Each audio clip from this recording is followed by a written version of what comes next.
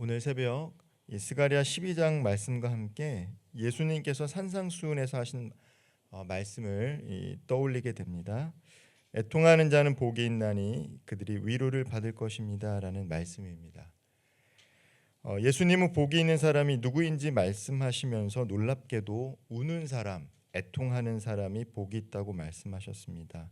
왜 울 수 있는 사람이 복이 있을까? 왜 통곡하는 자가 하나님의 위로를 받을 수 있는 자격이 있을까? 이 질문에 대한 답을 오늘 스가랴 이 12장 말씀을 함께 나누는 가운데 질문 속에서 찾아보려고 합니다. 본문 1절은 이렇게 시작합니다. 이스라엘에 관한 여호와의 경고의 말씀이라. 여기서 이 경고라는 것은 단순한 협박을 의미하는 것이 아니라 히브리어 마사로 짐, 부담이라는 뜻을 갖고 있습니다. 즉 선지자가 감당해야 할 하나님의 무거운 말씀, 청중이 피할 수 없이 받아들여야 할 진지한 선언이 바로 이 경고의 말씀이다라는 것이죠. 이 말씀을 들으면 선지자도 부담이 되지만 듣는 백성들에게도 마음이 부담이 되는 말씀을 선포하고 있는 것입니다. 그리고 하나님이 어떠한 분인지를 소개하고 있습니다. 1절 말씀에 하나님은 하늘을 펴시고 땅에 터를 세우시며 사람 안에 심령을 지으시니라고 선포하고 있는 것이죠. 세상을 창조하신 분이 하나님이시다.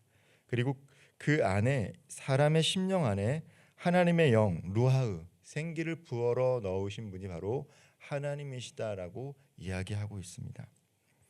우리의 깊은 감정, 기억, 상처까지도 하나님께서 만드신 것이다라는 것이죠. 우리보다 우리 자신을 더 잘 알고 계신 분이 바로 하나님이시다라고 이 스가랴 선지자는 이야기하고 있는 것입니다. 우리보다 우리를 더 잘 알고 계신 하나님께서 우리를 향해 말씀하실 때 그것이 때로는 무거운 짐처럼 느껴질 수 있지만 그 말씀을 청종해야 하지 않겠습니까? 그 말씀은 예루살렘을 향해서 향하고 있습니다. 이제 예루살렘은 단순히 침략당하고 무너지는 성이 아닐 것이다라고 선포하고 있는 것이죠. 회복의 메시지를 스가랴 선지자가 선포하고 있는데요. 본문 2절과 3절을 보면 예루살렘은 이제 취하게 하는 잔이 되고 무거운 돌이 되게 하겠다라고 말씀하고 있습니다. 이 취하게 하는 잔과 무거운 돌은 구원적인 의미를 담고 있는 것이죠. 이제 예루살렘이 이방 민족을 심판하는 심판의 도구가 되겠다라는 거예요. 그 전까지 이 북쪽에 있던 이방 민족들을 통해서 이 심판을 받았다라면 이제 예루살렘이 이제 심판하는 하나님의 도구가 될 것이다라는 것입니다. 이 취하게 하는 잔이라는 의미는 고대 근동에서 흔히 사용되던 이 심판의 상징입니다. 진노의 잔, 고통의 잔을 마시고 사람들이 비틀거리고 무너지는 모습을 의미합니다. 즉 사람들이 흔들리는 모습을 의미하는 것이죠. 예루살렘이 이방 민족들에게 그러한 존재가 될 것이다라고 하나님께서 말씀해주고 계세요. 또한 이 무거운 돌은 옮기기가 매우 어렵습니다. 자칫 옮기다가는 다칠 수 있죠. 이제 예루살렘은 하나님의 손에 붙들려 세상의 거짓과 교만을 넘어뜨리는 하나님의 심판의 도구가 될 것임을 스가랴 선지자를 통해서 선포하고 있는 것입니다. 그리고 6절에서는 하나님께서 유다 지도자들을 화로와 횃불로 비유하고 있습니다. 오늘 본문 6절 말씀 제가 한번 읽어보도록 하겠습니다. 그날에 내가 유다 지도자들을 나무 가운데 화로 같게 하며 곡식단 사이에 횃불 같게 하리니 그들이 그 좌우에 에워싼 모든 민족을 불사를 것이요 예루살렘 사람들은 다시 그 본곳 예루살렘에 살게 되리라. 불길처럼 퍼져나가는 심판의 도구로 하나님께서 유다의 지도자들을 사용하실 것입니다. 하나님은 하나님의 백성들을 부르셔서 단순히 보호해 주시고 지켜 주시는 것으로 그치는 것이 아니라 하나님께서 선택하신 백성들을 통해서 공의와 정의를 실현하시겠다라고 말씀해 주고 계세요.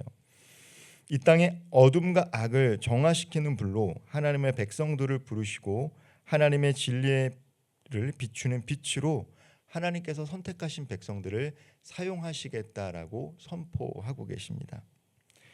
특별히 오늘 우리가 함께 주목해야 될 말씀은 10절입니다. 10절은 그들이 찌른 자에 대한 애통의 예언의 말씀이 기록이 되어 있습니다. 10절 말씀입니다.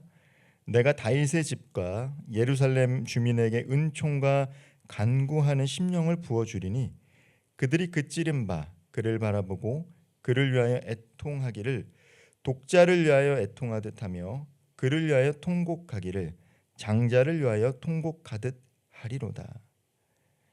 오늘 이 본문 말씀을 통해서 우리가 깨닫게 되는 것은 애통하는 심령은 하나님께서 부어주셔야 된다는 거예요. 은총도 하나님이 부어주셔야 되지만 간구하는 심령, 애통하는 심령도 하나님께서 부어주셔야지 애통할 수 있다라고 말씀하고 있습니다. 이것이 바로 마태복음 5장 4절에서 예수님께서 말씀하신 의미이기도 합니다. 진정으로 복된 사람들은 누구입니까? 예수님께서는 죄를 알고 애통해 할 줄 아는 사람이, 자신의 무너짐을 인정할 줄 아는 사람이 복된 사람이다라는 거예요. 하나님 앞에 서서 내가 존재론적으로 얼마나 죄된 인간인지 연약한 사람인지를 알고 자신 앞에서, 하나님 앞에서 자신의 죄 때문에 애통해하는 사람, 그 사람이 복되는데, 그러한 마음조차도 하나님의 영이 그 사람들과 함께해야지 죄를 깨닫기 때문입니다. 죄를 고백할 수 있다는 것은 예수를 주라고 그리스도로 고백하기 때문에 죄를 고백할 수 있는 것입니다. 고린도전서 12장 3절에서는 예수를 주라고 고백할 수 있는 것은 그 사람 안에 성령이 있을 때만 가능하다라고 얘기하고 있어요. 스가랴 선지자가 오늘 10절 말씀에서 얘기하는 것처럼 애통해하는 그 마음조차도 하나님의 영이 그 사람들 안에 있을 때 가능하다라는 것이죠. 스가랴는 말합니다. 모두가 그를 찔렀고 모두가 그를 바라보며 울게 될 것이다 라고 말하고 있습니다. 그리고 그 울음은 단순한 감정의 울음이 아니라는 것을 우리는 반드시 알아야 됩니다. 그것은 회개고 통회고 하나님 앞에서 자기를 깨트리는 눈물인 것입니다. 요한복음은 이 말씀을 예수님과 함께 이 스가랴 본문을 연결해서 이야기하고 있습니다. 십자가 위에서 찔리신 예수님의 옆구리에 피와 물이 쏟아졌을 때 제자 요한은 이 스가랴의 예언이 이루어졌다라고 요한복음 19장 37절에서 이야기합니다. 그들이 찌른 자를 바라보리요. 이것을 스가랴 예언의 성취다라고 요한은 고백하고 있는 것이죠.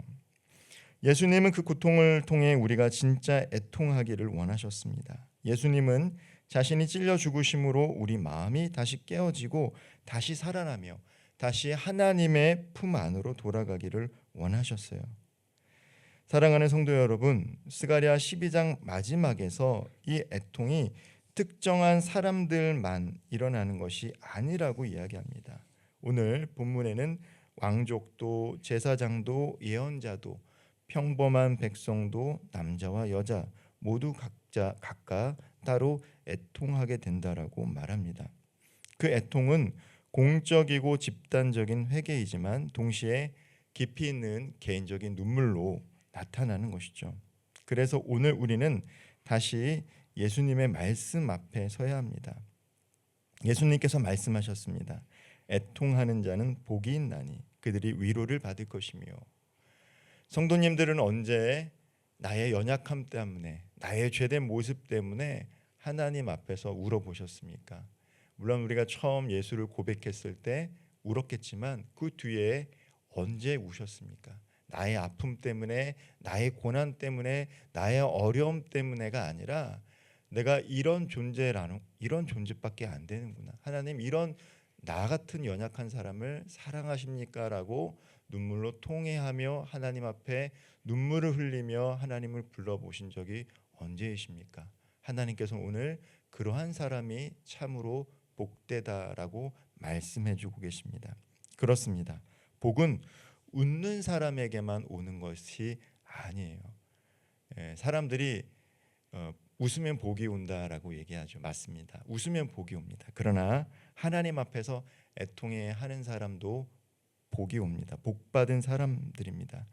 눈물을 아는 사람만이, 애통하는 마음을 갖고 있는 사람만이 하나님의 참 위로를 받을 수 있기 때문입니다.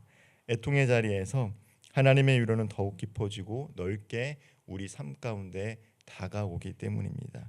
오늘도 주님 앞에서 울 수 있는 애통한 마음을 달라고 하나님 앞에 간구할 수 있는 저와 우리 성도님들 되기를 소망합니다.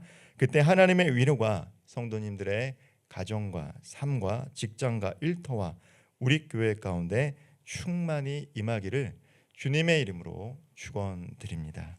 기도하겠습니다. 사랑의 하나님, 우리는 주님을 찔렀고 주님을 외면했습니다. 그러나 오늘 이 말씀 앞에 서서 다시 주님을 바라보길 원합니다. 우리를 향해 은혜와 간구의 영을 부어주셔서 우리의 눈이 열리고 우리의 심령이 울 수 있도록 성령 하나님, 메마른 우리의 마음을 만져 주옵소서. 말씀 앞에서 애통하게 하시고 그 애통함으로 인해 우리의 삶의 문제가 해결되고 회복의 문이 열리기를 원합니다. 이 땅의 교회가 다시 울게 하시고 우리의 가정이, 우리의 자녀가 하나님 앞에서 통회하며 돌아오는 그날을 바라보며 기도하게 하여 주옵소서. 무엇보다도 세상의 위로가 아닌 오직 하나님의 위로를 소망하며 오늘도 주님과 동행하는 복된 하루 되게 하여 주옵소서.